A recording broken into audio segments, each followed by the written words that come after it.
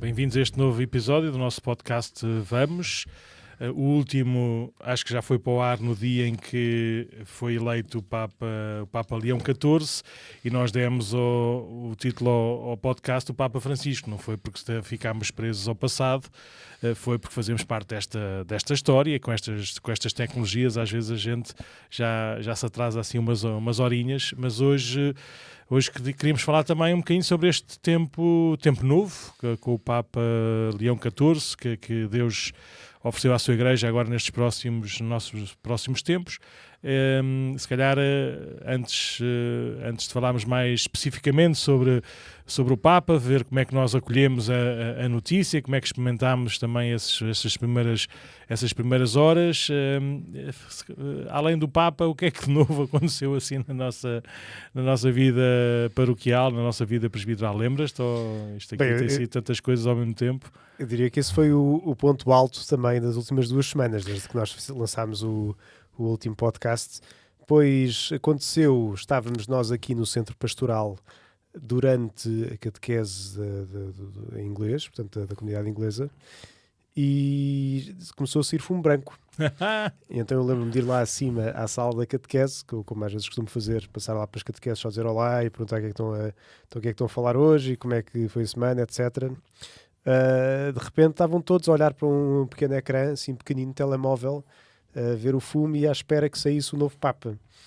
E então viu-se que tanto pelas catequistas como pelos miúdos já estava qualquer coisa muito grande a acontecer, que não iam ter nenhuma atenção durante a catequese.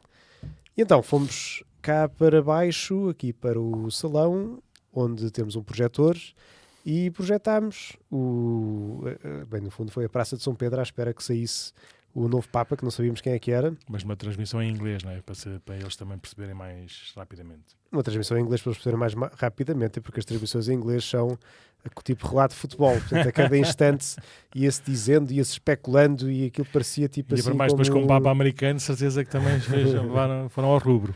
Sim, por aquilo que eles disseram, como toda a gente, estavam todos bastante surpreendidos. Ninguém estava à espera que fosse o Papa que saiu.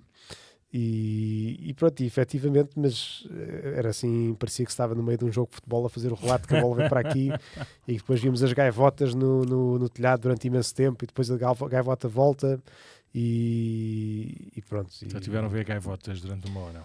Tivemos a ver algumas gaivotas e pronto, depois a explicar um bocadinho, dar um bocadinho a catequese, porque é que o Papa era importante, e sim, porque é que era assim o pastor, o sucessor de São Pedro, aquele que mantém a Igreja na unidade e que é importante rezarmos por ele. Rezámos uma dezena por ele, e quando estávamos a acabar a dezena começou a haver assim algumas modificações. Por acaso não, ainda demorou mais um bocadinho, mas começou-se a ver que estava quase qualquer coisa a começar. Já tinha chegado assim a Guarda Suíça a fazer... E a banda assim, também, as bandas. As bandas, e portanto estava quase, e passado um bocadinho, depois lá saiu então o cardeal. Como é que se chama o cardeal que anuncia o novo Papa? É exatamente esse, franco-marroquino. Não, o Camarlengo não. É o... É exatamente. O decano dos cardeais, que lá apareceu e anunciou, e lá apareceu o Papa, e lá ouvimos as palavras do Papa, e de repente os pais iam chegando, que já estava a chegar ao final da hora da catequese, e foram-se juntando ali alguns. Isto parecia que havia 2 salas, que era a sala das crianças e a sala dos grandes. Sim. Lá em baixo estavam as crianças. Eu tratei dos grandes. E lá em cima, na outra televisão que temos aí na parte de cima, estavam os grandes, então a seguir. Não sei qual é que era o mais rápido, acho que era lá em baixo. Não? Era lá em baixo, sim. Como este aqui era da box, como este aqui vinha pela internet, depois ainda tinha que ir à box normal da televisão, e por isso nós ouvíamos...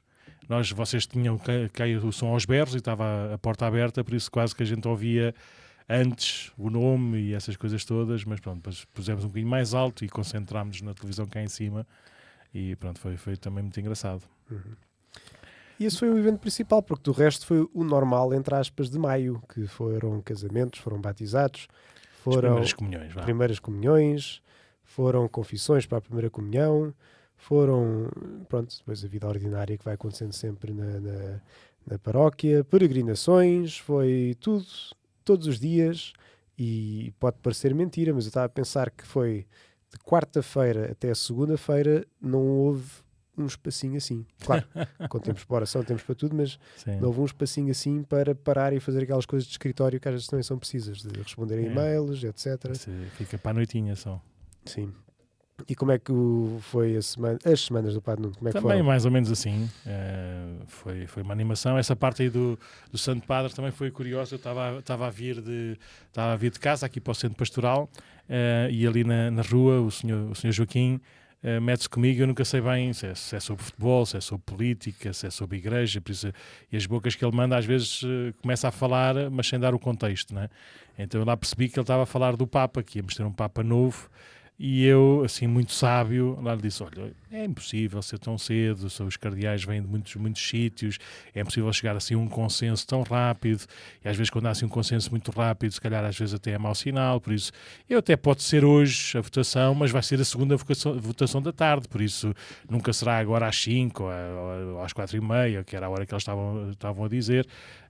Deve ser só para ir para as 8 ou 9 da noite, que eles são muitos, depois estão a demorar muito tempo na contagem dos votos. Lá estava a dar assim uma lição assim sobre geopolítica eclesial e cardinalícia de conclaves, como se eu soubesse alguma coisa. E pronto, e depois cheguei aqui ao centro pastoral, estava a trabalhar e de repente telefona-me um número que eu não conhecia, não é? E era o senhor Joaquim a dizer, está a ver, eu não lhe disse, já fumo branco. E eu, o quê? O que é que se passa? Como?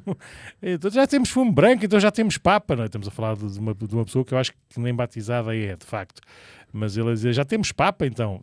E então lá liguei pela internet, fui ver e de facto estava já a dar fumo branco, todos contentes. Então o que é que eu fiz? Tu, entretanto, também já estavas em alvoroço até a tentar procurar a transmissão e o projetor e não sei o quê, como é que se faz, como é que se deixa de fazer. E eu pensei, não, eu vou pôr aqui calmamente, tranquilo, aqui no salão paroquial aqui do acolhimento, e lá liguei aquilo tudo com calminha.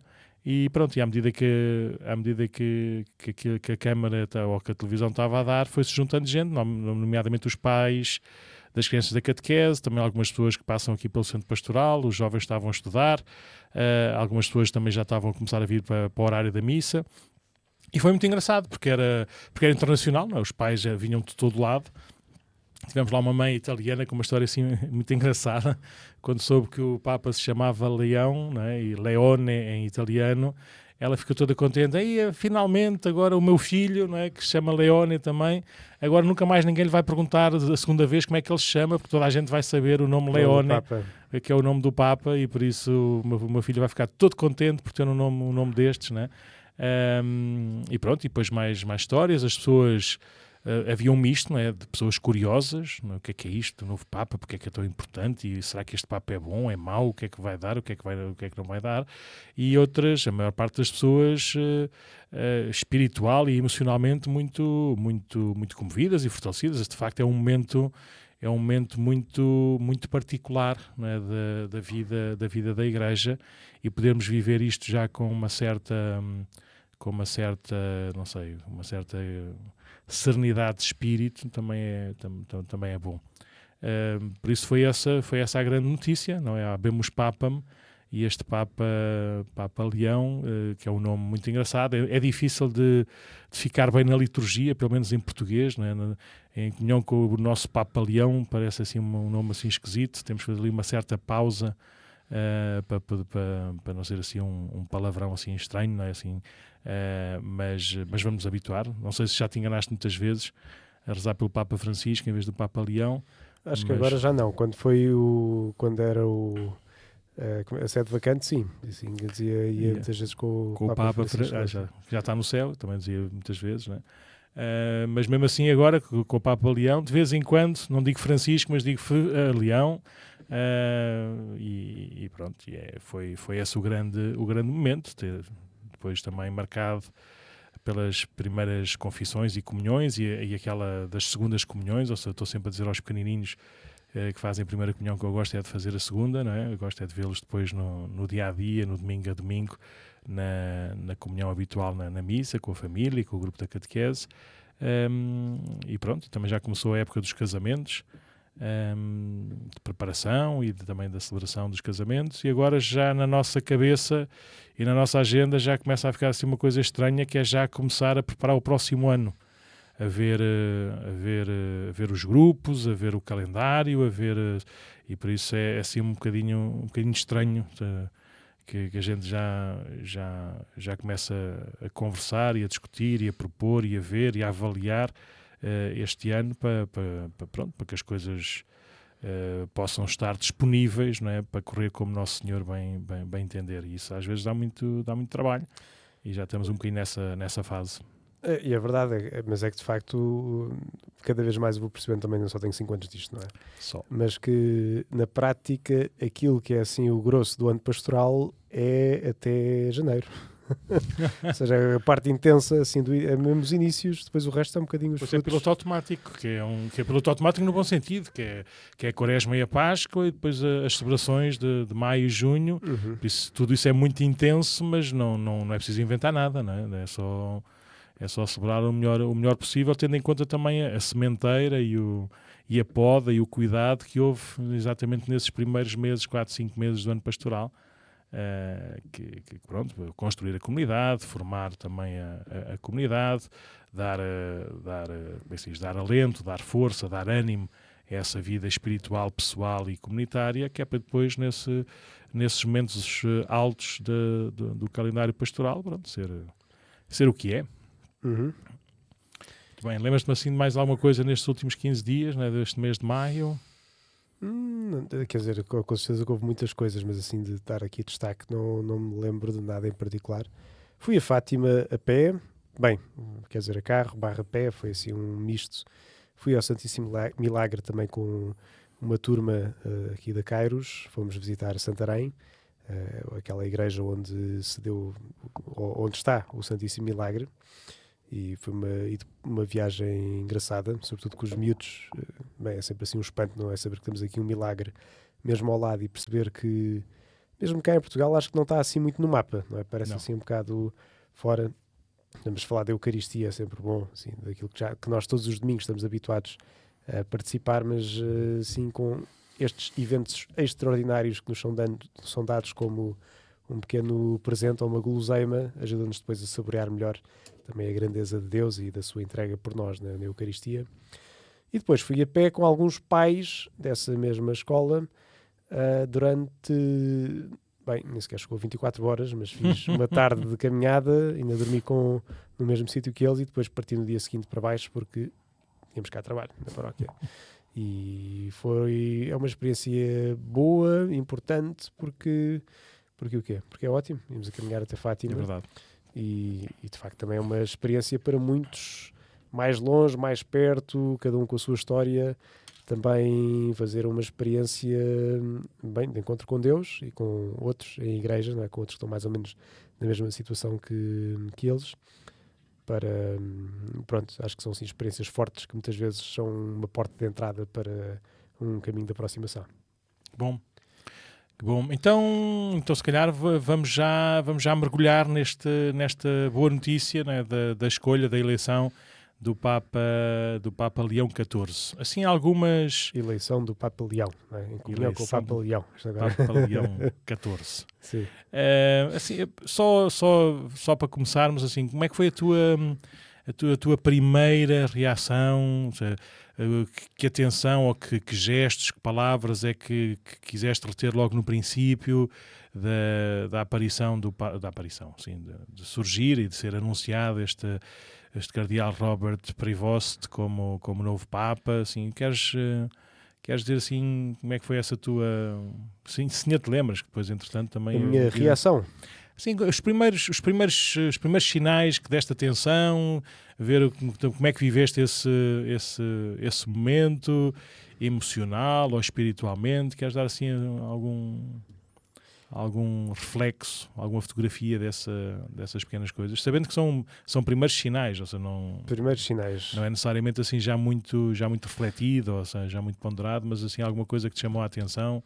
O que é que te lembras dele? Sinais, palavras também, ou já vamos ver as palavras daqui a pouco? Não, sinais e palavras, assim, as primeiras coisas. Primeira palavra que me chamou a atenção, que eu acho que é muito forte, começar com as mesmas palavras que Jesus disse aos discípulos quando ressuscitou. Não é? A primeira coisa que ele disse no dia 9, dia 9? 8. Dia 8, quando aparece ali é a paz esteja convosco, não é? Deixa aqui ver, o Padre não imprimiu aqui para nós os textos. E a paz esteja com todos vós. Assim, as primeiras palavras, as palavras de Jesus ressuscitado, que eu acho que isso só em si já é muito, muito forte, não é? Via-se que ele estava emocionado, claramente, não é? E se calhar para mim foi o que mais me chamou a atenção. Ou seja, não estava ali a assumir um papel não no sentido pejorativo, mas às vezes, não é, a gente tem que vestir uma capa, não é? Estamos ali, estamos a ser, não é? Estamos a ser, neste caso, o Papa, não é? Mas mesmo nós como padres, não é? Às vezes nós temos que saber colocar-nos no nosso papel, e por isso ele, naquele primeiro instante, a forma como tantas vezes no seu olhar, até mesmo no ritmo das suas palavras que ele escreveu, que é muito engraçado, também acho que é a primeira vez que eu vejo, que eu me recordo que um Papa eleito na saudação tem um papel à frente, não é? O Papa Bento XVI não tinha papel, o Papa Francisco não tinha papel, o Papa João Paulo II não me lembro, mas já vi alguns vídeos de YouTube, também não tinha papel. Mas pronto, mesmo a ler, ele percebe se calhar podia-se perder com tal a emoção, mas foi muito também comovente vê-lo comovido.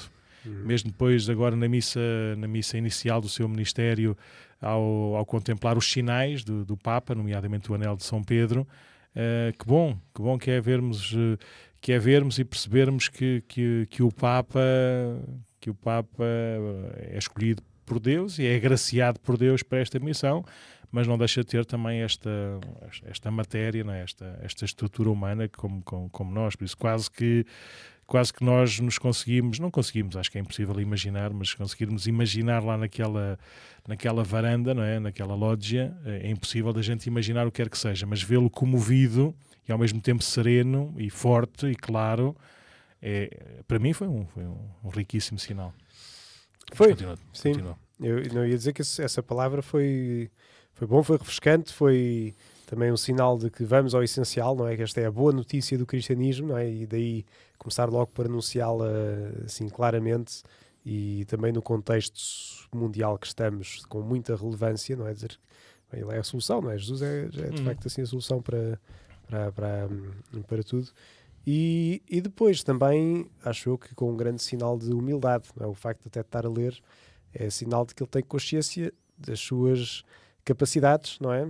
E de quem é, e não tenta pôr uma outra cara que não é a dele, e sim, pronto, e portanto falou, foi direto ao assunto, e bem, e diria que é isso mesmo, que acho que foi bom precisamente por ser aquilo que ele disse com muita simplicidade e com muito direto e muito essencial, não é? E foi direto ao essencial. Sim, além disso, não é? Também é sempre estimulante, não é? A gente ouvir as primeiras palavras, não é? Eu lembro-me do Papa João Paulo II, não me lembro de todo ser eleito, eu tinha um ano e pouco, mas desde o Papa Bento XVI eu já era padre, por isso já não só ouvi, como já se calhar ouvia com outra atenção. E de facto o Papa Bento XVI, aquilo que chamava a atenção era a sua simplicidade, clareza, frescura nas imagens e na linguagem, falar que era um humilde servo lá da vinha do Senhor, aquele sorriso tímido e aquelas saudações assim desajeitadas, não é? De alguém que não estava habituado, nunca se habituou a esse tipo de olhar ou de papel, e pronto, e as pessoas às vezes levaram isso, se calhar compreenderam mal essa timidez do Papa Bento XVI. A mim foi muito eloquente também, ou seja, imaginar-me também da mesma maneira, ou seja, um bocadinho sem jeito, se as pessoas olharem para mim, mas com muita força, serenidade e alegria por ver Deus a acontecer. O Papa Francisco, lembro-me que fiquei no princípio assim um bocadinho estranho, porque ele parecia que estava paralisado, não é? Parecia que estava ali, que tinha tido uma branca estava assim com os braços para baixo e sem sorrir, sem chorar, sem nada, parecia que estava ali parado. O Papa Francisco? O Papa Francisco. Quando começou, teve ali, não sei, 10 segundos ou 20 segundos, ali um bocadinho paralisado. Eu acho que ele também estava basicamente a absorver o momento e estava ali também completamente, não digo esmagado, porque o Sporting é Nosso Senhor, mas na sua humanidade e na sua expectativa, se calhar também aquilo era grande, era demasiado. E depois a forma como começou, não é? Boa noite, foi uma coisa muito, muito, foi algo que a gente aprende logo, pelo menos nas comunicações litúrgicas. Não temos nada que saudar boa noite, bom dia, boa tarde, bom almoço, não é? Temos as saudações próprias litúrgicas, isso aí é para os cumprimentos no meio da rua. Mas ouvir o Papa Francisco parecia que estava a falar connosco aqui sentados no nosso sofá, né, na nossa casa. Por isso essa proximidade, né, brutal, que depois se veio manifestar na própria vida do Papa Francisco. Aqui uma das coisas que noto, né, também é a juventude do Papa. Eu lembro-me do Papa João Paulo II, atleta, né? Todo fit, alto, não é? Com bom porte, a subir e a descer escadas, a subir e a descer palcos, não é?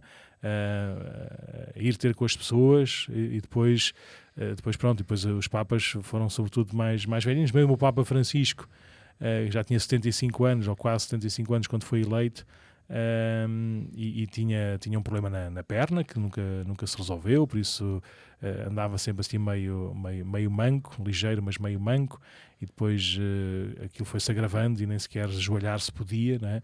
E como isso devia ter custado tanto na sua maneira, ou pelo menos na maneira física de rezar, olhar para um Papa novamente a andar tão ligeiro como aos seguranças, a não precisar assim de tantos apoios para se chegar aqui ou chegar acolá, também é um sinal bonito, um sinal desta juventude e desta força e desta ligeireza do Santo Padre. Mas como dizia o Churchill, a saúde é um estado passageiro que não augura nada de bom, por isso espero que o Papa Leão XIV, se for como o seu sucessor ou antecessor onomástico, viva até aos 100 ou perto disso. Por isso ainda teríamos Papa para mais 30 e tal anos. E pronto, e à medida que ele vai envelhecendo, que a gente também vai envelhecendo também nós, não é? E que a gente o acompanhe com as nossas orações. Mas esse foi também um sinal, essa emoção, essa fragilidade, no bom sentido, de perceber a imensa graça e o imenso desafio, a exigência de ser o sucessor de Pedro como Bispo de Roma e ser aquele que preside à Igreja e à comunhão de toda a Igreja. Sim, é engraçado que nós ficamos com as nossas ideias e os nossos gostos de papas, não é? Como se isso fosse alguma vez importante, e basta darmos meio passo atrás para perceber que são todos únicos, diferentes, adequados a cada tempo, se calhar com qualidades e defeitos humanos para chegar mais aqui ou mais acolá. E por isso eu olho para este Papa Leão também com muita disponibilidade de coração para ele era muito próximo do Papa Francisco, pelo menos no trabalho, no serviço, todas as semanas se encontrava com ele por causa das nomeações dos bispos.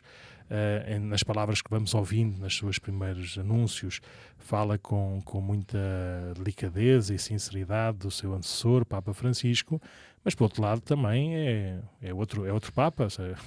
Eu já não me lembro de ouvir um Papa a cantar. Acho que o Papa João Paulo II também cantava, mas eu na altura não havia assim tantas transmissões. Não, o Papa João Paulo II, o Papa Bento XVI também. Não havia assim tantas transmissões na altura, era muito mais só de texto. Eu não me lembro de ver tantas missas. Mesmo a missa que se celebrava cá, que se celebrou cá em Lisboa e em Fátima, era o Pai Nosso, a doxologia final, uma oraçãozinha. Agora, nunca ouvi cantar a Regina Coeli, ouviste? O Papa Bento XVI. Não, mas lembro-me de ouvi-la começar o credo a cantar. Sim, no seu papel de presidente da celebração, sim. Agora, ver o Papa a cantar o Regina Coeli, a comandar toda a Praça de São Pedro, e ele é que marcava o ritmo, ele é que marcava o tom, não deixa de ser impressionante. na prática era quase pronto, é como eu fazia também todos os domingos, não é? Todos os dias da Páscoa na sua comunidade. Pronto, ele só tinha um microfone mais alto, não é? Para chegar a todo lado. Por isso, reservei também esse sinal da juventude, da calma, da força do Papa Leão XIV e agora com mais atenção às suas palavras. E vamos falar um bocadinho sobre isso. Então, o que é que já ouvimos do Papa Leão XIV? Ouvimos essa primeira saudação, a paz do Senhor ressuscitado esteja convosco. Nessa mensagem, o Papa Leão falou também e usou também a imagem de uma igreja que constrói pontes, uma igreja que é desafiada, é chamada a viver na unidade e na comunhão com Deus e com os irmãos. Por isso, foi logo julgo que foram esses os dois principais traços, não é, dessa comunicação inicial. A paz e a união, ou a unidade da igreja, naquilo que depois é a sua missão. E a forma como vive essa missão, que é anunciar o Evangelho de Nosso Senhor. Sim. Lembras-te assim mais de algumas palavras que ele preferiu? Se calhar na primeira homilia ou na primeira missa que celebrou, logo no dia a seguir à eleição, na Capela Sistina, acho que é uma missa particular, que é uma missa pro electione, não é? Que é uma missa por causa da eleição do Papa, e o Evangelho era aquele em que Jesus está em Cesareia de Filipe, não é? E antes da transfiguração, antes de começar assim a sua caminhada para Jerusalém, para a sua paixão, então pergunta aos discípulos quem dizem os homens que eu sou, e depois pergunta aos discípulos, e vós quem dizeis que eu sou. Esse é o tom, esse é o Evangelho dessa missa. E a homilia do Papa, não sei se teve esta ocasião assim de ler, pelo menos na diagonal, só alguma coisa que te chamou a atenção? Eu li e lembro-me que houve coisas que me chamaram a atenção. De facto, falou desta pergunta, não é? Que dizem os homens que é o Filho do Homem, de Mateus 16:13, e depois falou também com bastante clareza daquilo que são os desafios da vida cristã no meio do mundo de hoje, como por exemplo esta passagem que ele disse assim: ainda hoje não faltam contextos em que a fé cristã é considerada uma coisa absurda para pessoas fracas e pouco inteligentes, contextos nos quais em vez dela se preferem outras seguranças como a tecnologia, o dinheiro, o sucesso, o poder e o prazer. São ambientes onde não é fácil testemunhar nem anunciar o Evangelho, e onde quem acredita se vê ridicularizado, contrastado, desprezado ou, quando muito, suportado e digno de pena. No entanto, precisamente por isso são lugares onde a missão se torna urgente, porque a falta de fé muitas vezes traz consigo dramas como a perda de sentido de vida, o esquecimento da misericórdia, a violação, sobre as mais dramáticas formas, da dignidade da pessoa, a crise da família e tantas outras feridas das quais a nossa sociedade sofre, e não pouco. Eu achei, este foi assim, o que mais me chamou a atenção, dizer que Cristo é a solução. Né? Portanto, aquilo que temos, a única solução que tem a Igreja a dar ao mundo é de facto aquilo que recebeu, que é a pessoa de Jesus, em tudo aquilo que tudo aquilo que Jesus ensinou, em tudo aquilo que transmitiu pela sua revelação, na riqueza grande também daquilo que foi guiando a Igreja também nos seus ensinamentos, e no fundo essencialmente estava a dizer isso, não é? Estava a apontar para que há muitos contextos difíceis, mas é precisamente nesses contextos difíceis que ainda é preciso mais dar essa boa notícia de que existe salvação em Nosso Senhor Jesus Cristo. Sim, sim, pois ele termina também a homilia falando dele como sucessor de Pedro, como o primeiro a ter que dar o exemplo na relação pessoal com ele e no testemunho eclesial da alegria, da fé em Nosso Senhor, e depois usou uma imagem muito bonita, recorrendo a alguns padres da Igreja, nomeadamente o Santo Inácio de Antioquia, também bispo de Roma, e que foi martirizado pela fidelidade a Nosso Senhor. E depois cita um bocadinho também o exemplo de São João Batista, quando diz que como é que é? um compromisso irrenunciável para quem na Igreja exerce um ministério de autoridade. 2 pontos. Um compromisso irrenunciável para quem na Igreja exerce um ministério de autoridade. Desaparecer para que Cristo permaneça, fazer-se pequeno para que Ele seja conhecido e glorificado, gastar-se até ao limite para que a ninguém falte a oportunidade de o conhecer e amar. Pronto, é assim que ele olha para todos aqueles que têm uma certa autoridade naquilo que é a Igreja, e ele é o primeiro dessa autoridade, que é o primeiro também a desaparecer, o primeiro a ser o servo de todos. Isso é uma ideia que ele depois voltou a dizer na missa de domingo passado, na missa onde lhe foi imposto o pálio e a entrega do anel do pescador, que ele depois, mais para a frente, dizia qualquer coisa como ele é, afirma o próprio apóstolo Pedro, a pedra que vós os construtores desprezaste e que se transformou na pedra angular, está falando de Cristo, não é? E se a pedra é Cristo, Pedro deve apacentar o rebanho sem nunca ceder à tentação de ser um líder solitário ou um chefe colocado acima dos outros, tornando-se dominador das pessoas que lhe foram confiadas. Pelo contrário, é-lhe pedido que sirva a fé dos irmãos, caminhando com eles. Todos nós, com efeito, somos pedras vivas, chamados pelo nosso batismo a construir o edifício de Deus na comunhão fraterna, na harmonia de espírito, na convivência das diversidades. Como afirma Santo Agostinho, a Igreja é constituída por todos aqueles que mantêm a concórdia com os irmãos e que amam o próximo. Portanto, esta ideia do serviço e de facto de ser um serviço ao corpo, que é a Igreja, ele voltou, dá a ideia que está tudo um pouco sintetizado naquilo que é o lema episcopal dele, não é? Em Cristo, no único Cristo, somos um, não é? Sim, isso estava... In nihilo unum sum. Sim, lembro-me que logo nos primeiros dias havia assim uma certa dificuldade em traduzir, que não soava bem. Não soava porque aquilo porque aquilo faz parte de um texto de Santo Agostinho. Vocês, vai ser um grande desafio também agora neste tempo do papado de Leão XIV, conhecer um bocadinho de Santo Agostinho. E Santo Agostinho é um gênio, é um gênio também na literatura, a forma como ele escreve e como escreve em latim, aquilo é belíssimo, a forma como não é brinca com as palavras, mas a forma como, usando as palavras e o jogo de palavras nos revela o mistério é impressionante. Por isso é uma expressão claramente de Santo Agostinho, usando poucas palavras, mas têm que ser lidas no contexto. Mas a gente só percebe se perceber esse jogo de palavras. No único Cristo somos um. Sim.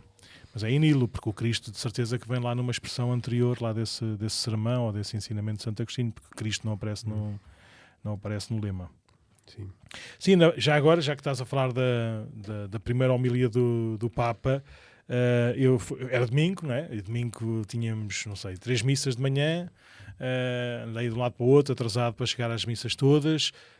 Depois tinha mais uma missa à tarde, lá com os batismos e tudo, e por isso não deu para ouvir ao vivo, mas deu para ouvir na rádio, assim, nos noticiários e nos podcasts e mais não sei o quê, e gostei muito da expressão dele.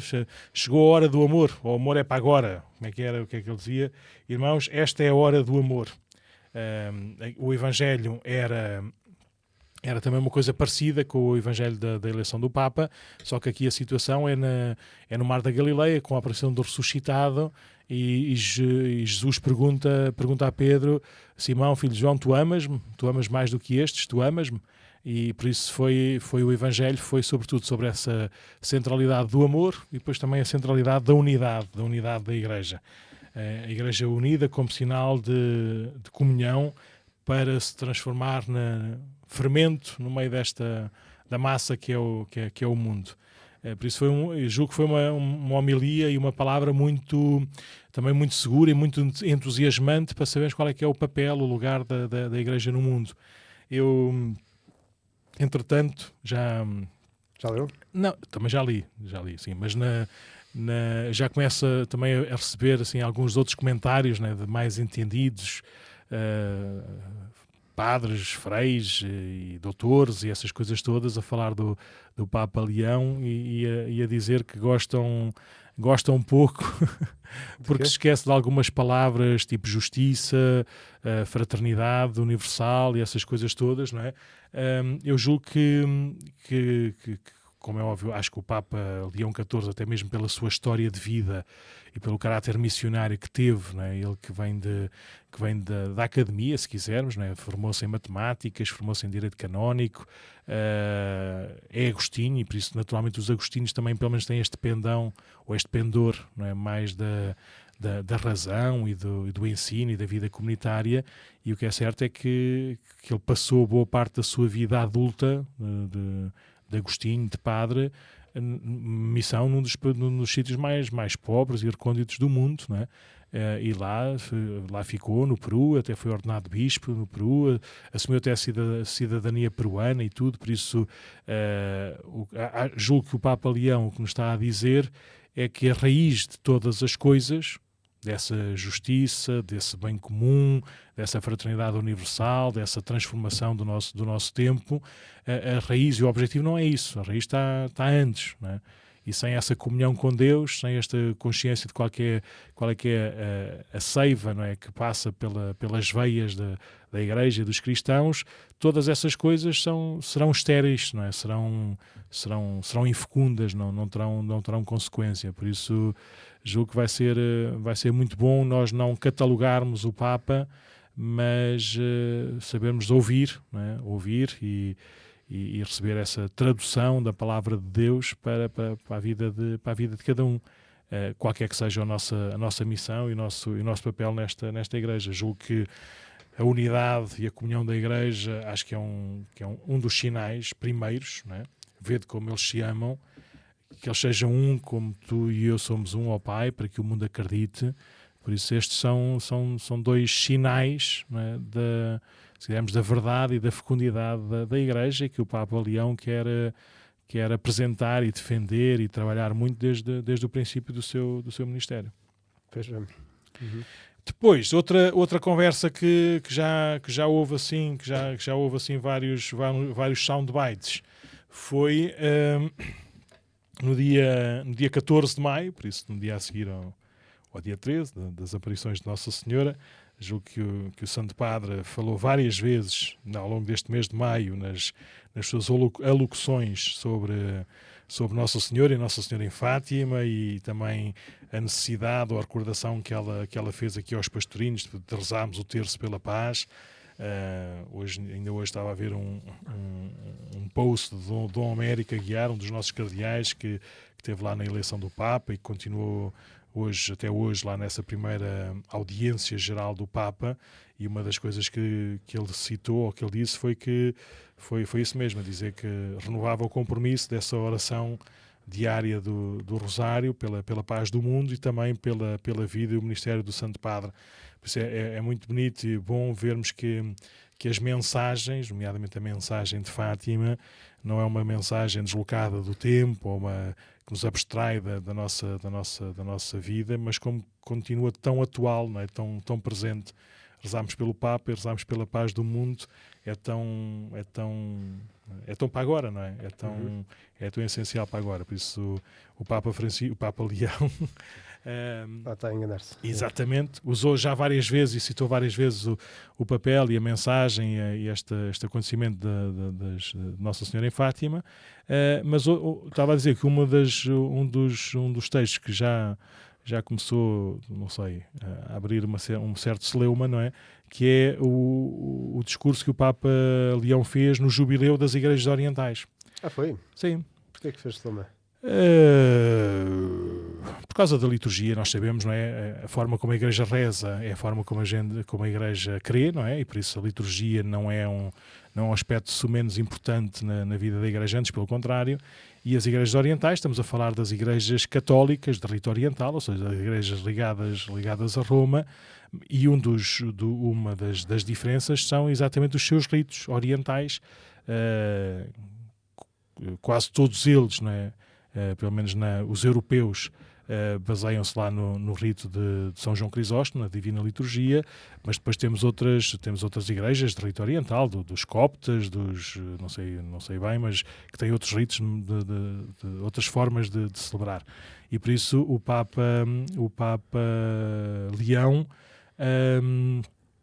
comentou isso, a importância, a beleza, a riqueza dos ritos orientais. E agora, por causa da guerra e de outras coisas, da Síria, a Ucrânia, do Líbano, assim, até não sei onde, lugares de guerra, e a forma como há muitos cristãos, os cristãos lá nesses locais são ainda muito mais expostos, porque não têm exército por trás, não têm um grande grupo para os defender, ou seja, não fazem parte de nenhum bloco. Eles normalmente são sempre o elo mais fraco, de que ninguém trata nem ninguém cuida. E infelizmente é muito comum, é muito habitual os cristãos terem que sair dos seus locais, não é? Para virem para países europeus ocidentais e são cristãos e são católicos como nós. E uma das coisas que o Papa Leão recordou, e até disse que ia pedir lá ao dicastério lá das igrejas orientais para criar um documento claro e preciso e prático para os padres latinos ou para as igrejas latinas não imporem, não pela força, mas às vezes impõe-se porque a gente não sabe nada, né? Olha, aqui a missa celebra-se assim, bora, bem-vindo, estás na igreja, por isso vem lá celebrar a missa como nós celebramos. E o Papa Leão diz que é um tesouro para a igreja a forma como as igrejas orientais mantêm a sua forma de celebrar, nomeadamente pela como é que se diz? Pela beleza dos sinais, pela sacralidade, não é, dos gestos e dos ritos, e também pela sua história. Assim como resumo, e ele até citou o Papa Francisco num dos últimos encontros que teve com esses responsáveis das igrejas do rito oriental, diz o Papa Francisco, citado pelo Papa Leão, que as igrejas orientais são igrejas que devem ser amadas, conservam tradições espirituais e sapienciais únicas e têm muito a dizer-nos sobre a vida cristã, a sinodalidade, a liturgia. E depois até diz, pensemos nos antigos padres, nos padres da igreja, nos concílios, no monaquismo, tesouros inestimáveis para a igreja. E pronto, isso... e depois o Papa Leão XIV, até cita o Papa Leão XIII, tem citações, tem mais de 100 anos, sim. por isso é uma coisa muito engraçada a gente ler esse texto, não é? Que é da Carta Apostólica Orientalium Dignitas, de 30 de novembro de 1894. A gente nem sabe o que é 1894, não é? Começa o Papa Leão XIII a dizer: a obra da redenção humana teve início no Oriente. É tão bonito, não é? Perceber que Cristo veio do Oriente, não é? Veio da Ásia Menor. E depois diz o Papa João Paulo II que as igrejas orientais desempenham um papel singular e privilegiado como contexto original da igreja nascente. E depois o Papa Leão XIII, né, dirigiu um forte apelo para que a legítima variedade de liturgia e disciplina orientais redunde a favor do grande decoro e utilidade da igreja. Por isso o Papa Leão XIV vai buscar assim alguns textos, né, dos papas anteriores, nomeadamente do seu onomástico, né? Quando o Papa Leão XIII também diz que a conservação dos ritos orientais é mais importante do que geralmente se crê. Por isso o Papa Leão diz: a Igreja precisa de vós. Temos necessidade de recuperar o sentido do mistério, né? Tão vivo nas vossas liturgias. Depois também diz o sentido do primado de Deus, o valor da mistagogia, a intercessão incessante, da penitência, do jejum, do pranto pelos pecados próprios e de toda a humanidade, tão típicos das espiritualidades orientais, não é? Como diz, as vossas espiritualidades, antigas e sempre novas, são medicinais, não é? Sim, e ainda antes disso, por acaso eu não tinha lido isto com atenção, e agora estou-me a lembrar assim, de um outro comentário que eu vi. O primeiro é esse de estar a valorizar essas igrejas que o padre não estava a dizer, né? Que às vezes, como são tão pequeninas e não têm assim um significado tão grande no contexto internacional, ou pelo menos têm significado histórico, mas não de expressão numérica. Mas esta frase que agora dizia aqui, ainda antes disso, que dizia que era: por isso é fundamental valorizar as vossas tradições sem as diluir, talvez por praticidade e comodidade, para que não sejam corrompidas por um espírito consumista e utilitarista. Isto é muito engraçado, porque ao mesmo tempo é muito a Papa Francisco, não é? Que estava sempre assim a chamar a atenção do risco do consumismo e do utilitarismo e de ficarmos escravos, no fundo, do consumo. E estou a dizer mesmo, na liturgia pode acontecer esse espírito, não é? Sim, Só para ser mais prático ou ser mais fácil qualquer coisa e perder aquele sentido de mistério que eu acho que muita gente lê isto e pode ressoar, não é? Por dentro de muita gente. Sim, e depois outra passagem também importante nesse discurso ou nessa conversa foi o apelo à paz. Ou seja, os cristãos, né, das igrejas orientais, atualmente ou nos últimos tempos, né, são, até mesmo na história, na história da igreja, são porventura os cristãos que mais sofrem perseguição, ou que mais sofrem em ambientes de guerras e conflitos quase constantes. E por isso este apelo à paz, não é? E este apelo sobre a liberdade religiosa também nesses lugares, e para todos continuarmos a lutar por essa paz e por essa liberdade religiosa. E depois ficou apenas também um alerta, que também é importante. Ou seja, o Papa Leão também é Papa para eles, não é? É o sucessor de Pedro e por isso também tem uma missão muito particular de ser o pastor universal, e por isso também há aqui uns apelos, não é? Que as vossas igrejas sirvam de exemplo e os pastores promovam com retidão a comunhão, especialmente nos sinos dos bispos, para que sejam lugares de colegialidade e de autêntica corresponsabilidade, que haja transparência na gestão dos bens, que dê testemunho de humilde e total dedicação ao povo santo de Deus, sem apego às honras, aos poderes do mundo e à própria imagem. E depois São Simeão, o novo teólogo, o Papa vai buscar sempre os padres da Igreja orientais, não é? Que são mais conhecidos e mais vivos também nessas tradições. Dava um bom exemplo. Assim como alguém, lançando pó sobre a chama de uma fornalha ardente, a apaga, do mesmo modo as preocupações desta vida e toda a espécie de apego a coisas mesquinhas e sem valor destroem o calor do coração aceso nos primórdios, não é? E por isso o esplendor do Oriente cristão exige, hoje mais do que nunca, a libertação de toda a dependência mundana e de quaisquer tendências contrárias à comunhão, para ser fiel na obediência e no testemunho evangélicos. Por isso vemos aqui um cuidado e um conhecimento do sucessor de Pedro, não é? Do Bispo de Roma, também para as suas comunidades orientais. E pronto, nós já estamos a falar muito e tu vais chegar atrasado à missa do Amor de Deus, mas também já recomeçaram as catequeses nas audiências de quarta-feira, e esta quarta-feira o Papa Leão retoma o tema e o tom das catequeses do Papa Francisco, neste Jubileu da Esperança, olhando para Jesus Cristo como nossa esperança, numa segunda catequese sobre a vida de Jesus, nomeadamente as parábolas. E uma das parábolas agora, aqui pelo anúncio, a sexta parábola, né, que vem parte destas catequeses, é a parábola do semeador. E pronto, eu tive a ouvir um bocadinho daqueles vídeos que aparecem sempre, e a ver como o semeador tem este exagero, este excesso, né, de confiança, de lançar a semente onde quer que seja, em todos os terrenos.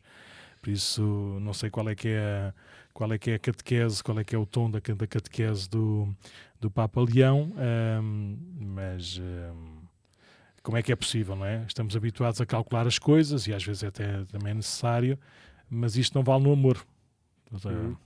No amor não fiquemos só pelos cálculos, não é? O modo como este semeador esbanjador lança a semente é uma imagem da maneira como Deus nos ama. Se é verdade que o destino da semente depende também do modo como o terreno a acolhe e da situação em que se encontra, mas nesta parábola Jesus diz-nos sobretudo que Deus lança a semente da sua palavra em todos os tipos de solo, isto é, em qualquer uma das nossas situações. Às vezes somos mais superficiais e distraídos, outras vezes deixamos levar pelo entusiasmo, por vezes sentimos oprimidos pelas preocupações da vida, mas há também momentos em que estamos disponíveis e somos acolhedores. Deus confia e espera que mais cedo ou mais tarde a semente floresça. É assim que nos ama. E talvez precisamente vendo que Ele confia em nós, nasce em nós o desejo de ser uma terra melhor. Essa é a esperança fundada na rocha da generosidade e da misericórdia de Deus. Por isso vamos continuar com certeza atentos às palavras e aos gestos do Papa Leão XIV, que seja e continue sempre a ser assim, uma bênção, né, de um Deus que não abandona o seu rebanho e que é o verdadeiro bom pastor, né, e chama e convoca alguns para serem sinal desse seu bom pastoreio. Muito bem.